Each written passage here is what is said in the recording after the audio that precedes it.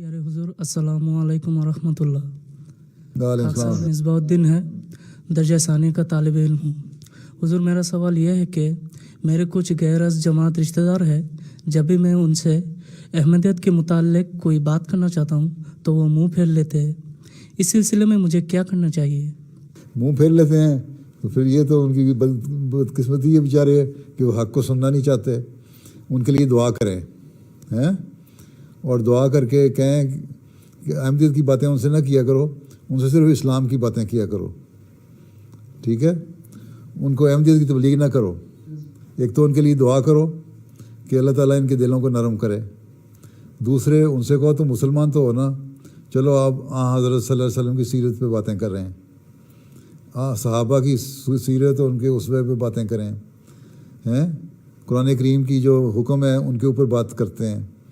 تو جب وہ دیکھیں گے کہ تم قرآن کریم پہ عمل کر رہے ہو، قرآن کریم کی باتیں کرتے ہو، حضرت صلی اللہ علیہ وسلم سے عشق اور محبت کی باتیں کرتے ہو، آپ کے صحابہ سے محبت اور عشق کی باتیں کرتے ہو، تو وہ تمہارے سے باتیں کرتے جائیں گے۔ آہستہ ایک وقت میں ایسا آئے گا وہ سمجھیں گے کہ یہ ان کی تعلیم تو وہی ہے جو ہماری تعلیم ہے، چلو اس کی اور باتیں بھی سنیں، تو پھر وہ آہستہ آہستہ سن لیں گے۔ اس پہ وقت لگے گا، لیکن ہر ایک کام کرنے کی بعض حکمت ہوتی ہے، حکمت سے قرآن کریم کا بھی یہی حکم ہے معجزۃ الحکمہ کا کہ واز کرو، حکمت سے واز کرو۔ اگر ایک نہیں سننا چاہتا تو اس کو دوسرا طریقہ اختیار کرو، ٹھیک ہے؟ تو ایک تو یہ تو میں نے ایک طریقہ بتا دیا نا، اپنے ماحول کے حساب سے اور طریقے خود اختیار دیکھو کس طرح ہم ان لوگوں کو قائل کر سکتے ہیں۔ اور دوسرا یہ کہ دعا میں بڑی طاقت ہے، دعا میں بڑا زور ہے، اس کے لیے دعا کرو گے تو اللہ تعالیٰ سب قدرتیں رکھنے والا ہے، وہ ہر چیز کا سب کچھ کو مالک ہے۔ اگر اس کے نزدیک ان لوگوں کے دلوں میں نرمی پیدا ہونی ہے اور ان کے انجام بخیر ہونے ہیں تو وہ ان کے دلوں کو کھول دے گا۔ ہم نے اپنی کوشش کرتے رہنا ہے۔ یہی حضرت صلی اللہ علیہ وسلم کو حکم تھا کہ اب تم نے تبلیغ پہنچانی ہے، تبلیغ کرو، لیکن تمہارے پہ یہ فرض نہیں کہ ضرور ان کو احمدی بناؤ۔ ہاں، تبلیغ کرنے کے مختلف طریقے ہوتے ہیں۔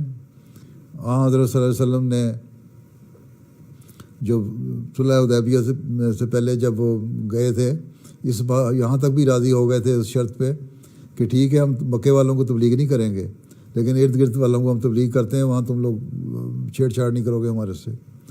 اب وہاں یہی معاہدہ بھی ہو گیا تھا کہ مکے والوں کو تبلیغ نہیں کریں گے، اس بات پہ بھی راضی تھے صلی اللہ علیہ وسلم۔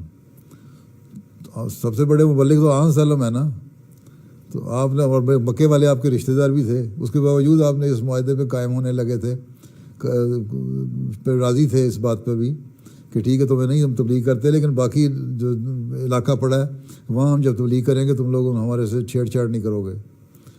تو اس لیے کہ کچھ عرصے کے لیے وہ تبلیغ بند ہونی تھی، کیونکہ ان کا وسلم کو پتہ تھا کہ کچھ عرصے کے بعد خود ہی ان لوگوں نے پھر میری بات سننی ہے۔ تو کچھ عرصے کے لیے اپنی اسٹریٹجی بدلنی پڑتی ہے، ضروری نہیں ہوتا کہ ڈائریکٹ جا کے آدمی حملہ کر کے تو کہے تم مسیح موعود آ گیا نہیں مانو گے جہنمی ہو جاؤ گے، وہ اگلا تمہاری گردن کاٹ دے گا، جہنمی ہو جاؤ گے، تم کون جہنم میں پھینکنے والے ہیں؟ اس لیے ان سے بات کرو قرآن کی، حدیث کی، حضرت صلی اللہ علیہ وسلم کی سیرت کی، اسوہ حسنہ کی، صحابہ کی، تو عام کامن ایشوز کی بات کرو، ٹھیک ہے؟ اور تو اہل کتاب کو بھی اللہ تعالیٰ نے یہی کہا ہے نا کہ ایک بات جو ہے ہم آؤ اس سوائن بیننا بینکم، کہ جو ہمارے درمیان کامن چیز ہے اس پہ بات کرتے ہیں، تو کامن چیز تو ہمارے درمیان اللہ تعالیٰ کی ذات ہے، وسلم کی ذات ہے۔ اہل کتاب یا دوسروں سے اگر ہم کر سکتے ہیں باتیں تو اپنے رشتہ داروں سے بھی کر سکتے ہیں اس طرح۔ تو کامن جو کوئی ایشو ہے اس کے اوپر باتیں کرنی چاہیے، ہیں؟ تو اس سے کرو گے تو آپ ہی کو آہستہ سے سن لیں گے، لڑائی جھگڑا کرنے کی ضرورت ہی نہیں کسی سے، ٹھیک ہے؟ چلو اب چھٹی کرو، السلام علیکم۔